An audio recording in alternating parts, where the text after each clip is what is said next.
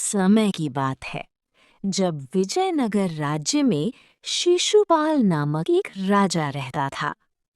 एक दिन राजा अपने विशाल महल के दरबार में राजा सिंहासन पर बैठा होता है और गंभीर चेहरा बनाकर सबको देखता है। वो घोषणा करता है कि उसके 3 सवालों के सही जवाब देने वाले को इनाम मिलेगा।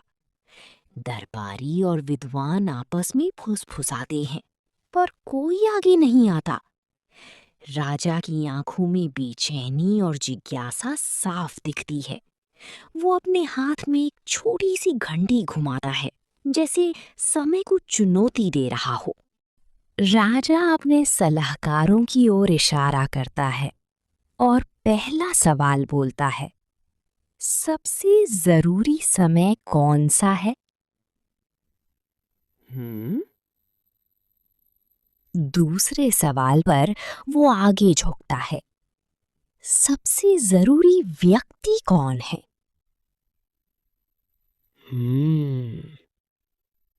तीसरे सवाल पर उसकी आवाज भारी हो जाती है, सबसे जरूरी काम क्या है?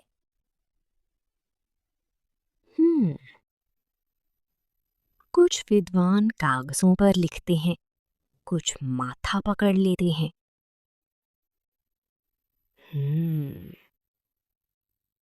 राजा उनके उलझे चेहरों को देखकर राजा एक एक करके जवाब सुनता है और हर बार सिर हिलाकर मना कर देता है। कोई कहता है युद्ध का समय, कोई कहता है राजा सबसे जरूरी, कोई कहता है धर्म। पर राजा के चेहरे पर राहत नहीं आती। वह अचानक खड़ा होता है और दरबार में सन्नाटा फैल जाता है। राजा सोचता है कि सही जवाब किताबों में नहीं, जीवन में छिपा है।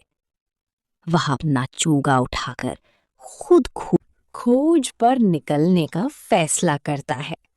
राजा गुप्त रूप से साधारण कपड़े पहनता है और महल के पीछे वाले द्वार से बाहर निकल जाता है।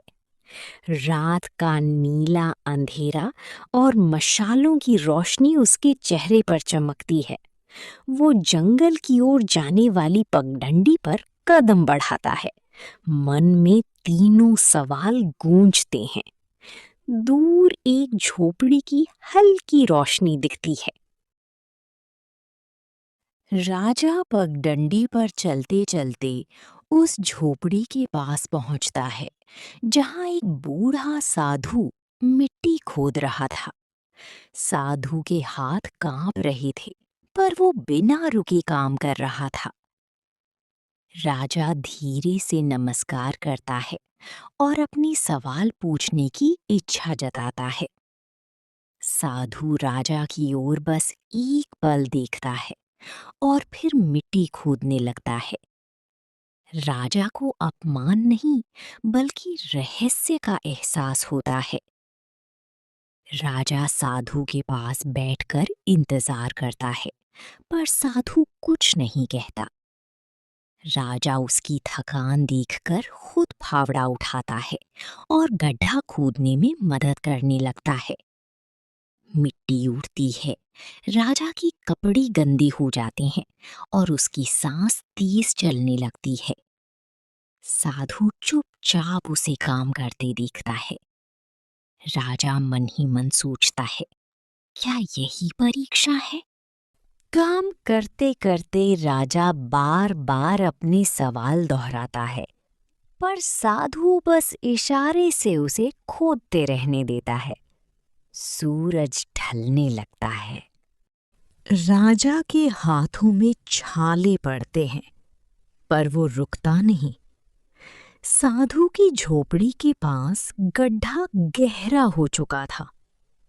अचानक झाड़ियों में हलचल होती है और दोनों के कान चौकन्ने हो जाते हैं। एक घायल आदमी लड़खड़ाता हुआ बाहर आता है। उसका पेट खून से भीगा था और वो गिरने ही वाला होता है कि राजा फावड़ा छोड़कर उसकी ओर दौड़ता है। साधु भी पहली बार तेजी से उठता है, आंखों में चिंता चमकती है। घायल आदमी राजा के पैरों के पास गिर जाता है और बेहोश होने लगता। राजा उस घायल आदमी को लेके साधु की झोपड़ी में जाता है। फिर राजा उस घायल आदमी के लिए जड़ी बूटी पीसता है। फिर वो उस घायल आदमी को पूछता है, तुम्हारे साथ ये सब किसने किया? फिर राजा मन में सोचता है, मेरे राज्य इतना अत्याचार क्यों हो रहा है? फिर वो घायल आदमी राजा को बोलता है, मैं अपने राज्य के राजा के अत्याचार से परेशान हो गया था और राजा को मारने के उद्देश्य गया था, किंतु राजा के सैनिकों ने मेरी ये हालत कर दी। फिर राजा उस घायल आदमी को आश्वासन देता है कि आज से तुम्हारे ऊपर कोई अत्याचार नहीं होगा। आज तक जो कुछ भी हुआ उसके लिए मैं तुमसे माफी मांग रहा हूँ। घायल आदमी बोलता है, नहीं नहीं मान्यवर, आप माफी ना मांगे। अब मुझे भी एहसास हो गया, मैं गलत करता था। राजा कैसा भी हो, नागरिकों के लिए भगवान होता है।